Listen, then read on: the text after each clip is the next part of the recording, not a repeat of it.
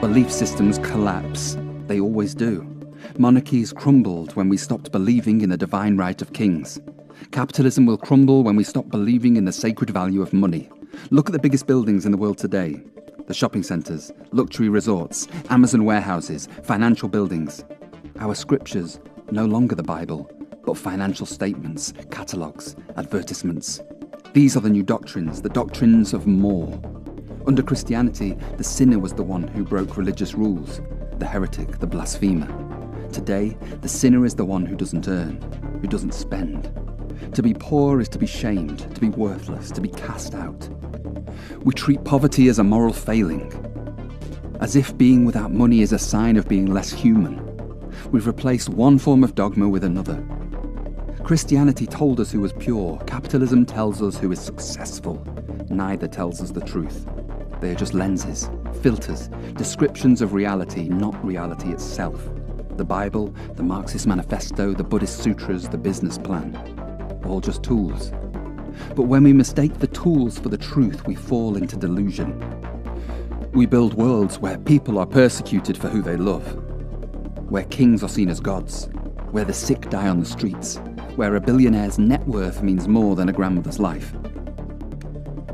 And when the system fails, when crops fail, when debt surges, when pandemics hit, do we blame the ideology? No, we blame the sinners, the poor, the unemployed, the refugees, the rebels. They are the ones punished by austerity, funding cuts, left to suffer the consequences of our belief in the financial system, and all the while, the system, this impossible dream of infinite growth, teeters on the edge of collapse. Capitalism survives by borrowing from the future, but what happens when we stop believing in that future? We panic, we spiral, we lose faith, and that is when the illusion begins to break. The economy crashes.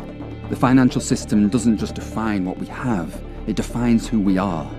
We're no longer citizens, neighbours, human beings. We're consumers, producers, capitalist commodities. Measured, ranked, valued by how much money we possess. Kindness doesn't matter. Wisdom, compassion, joy, none of these give us standing in the world. Only wealth. And if you don't have it, if you're poor, then you're worthless. Not metaphorically, not symbolically, literally. The homeless, the destitute, they are denied food, shelter, medicine, not because we lack resources, but because we withhold them from anyone who lacks money. We don't see people, we see price tags. It doesn't matter what you've done in your life. You could be a healer, a saver of lives. You could be a doctor, a surgeon. Dr. Annette Hunter, qualified in medicine in 1985, lost her home twice, once to illness and once to a rogue builder. She wrote, quote, "I felt such terrible shame when I lost my homes. I'm a medical doctor. How could this happen to me? And not just once, but twice. I feel like such a failure. Depression inevitably took hold of my mind." End quote. And then there's Dr. Magdi Yassin, Royal Victoria Hospital, Newcastle University, a senior lecturer by 43, evicted, homeless. "I achieved everything I set out to in my life," he said, "and now I have nothing." And Shannon Morgan, Cornell-trained surgeon. After caring for her daughter, suffering a stroke and going through a divorce, she ended up on the street. What kind of system treats those who've dedicated their lives to helping others as worthless the moment they lose their money? We say we believe in dignity, in shared humanity, but walk up to somebody homeless and tell them you value them. Then walk away and carry on participating in this game. Words don't matter. Our systems speak louder, and it says you are what you earn. Meanwhile, the wealthy, the ultra-wealthy, live lives of unimaginable privilege. They fly where they wish, eat what they crave, are desired, revered, respected, but not because they're kind, not because they're wise, because they're rich. Even if they made their fortune selling weapons, society treats them no differently than if they cured cancer. Their privilege is detached from meaning, and they know if they lost their wealth, they'd lose the world's love too, because it's not love, it's performance, it's worship. We do not honour people, we honour wallets and assets, and it's all built on borrowed time. The entire system depends on future value, on imagined growth, on wealth that doesn't exist yet. We call this investment. The rich hoard what they will never need because their companies are worth more based on the future they're selling. But that future never arrives. It's always just out of reach, a mirage. And the rest of us, we chase it. We climb, we claw, we consume in the hope that we might one day catch up. The environment burns, communities crumble, people starve, but the rich are rewarded. Lower taxes, more power, political influence. Oxfam's research proves it. And yet, we praise them. But they're not evil, because they too are trapped. They are the victims of the same system, disconnected from nature, from each other, from their own humanity. But it gets worse, because the wealth of the modern world, the real treasure, is pulled from the ground by slaves. Look at the cobalt mines in the Congo. Children working at gunpoint, suffering in tunnels, digging for the materials that make your phone vibrate, that power your car. Apple, Samsung, Microsoft, they all profit, and we buy, we upgrade, we scroll, we accept. We don't just ignore the blood in our tech, we normalise it. We've created a system where the more natural resources a country has, the more its people suffer. The resource curse, they call it. We've cursed the world in the name of progress, and we continue because we believe we must, because this system convinces us we are not worthy unless we are profitable. It infects even our art. Musicians who once created to express truth are now pressured to succeed, to earn, to go viral, to turn beauty into product.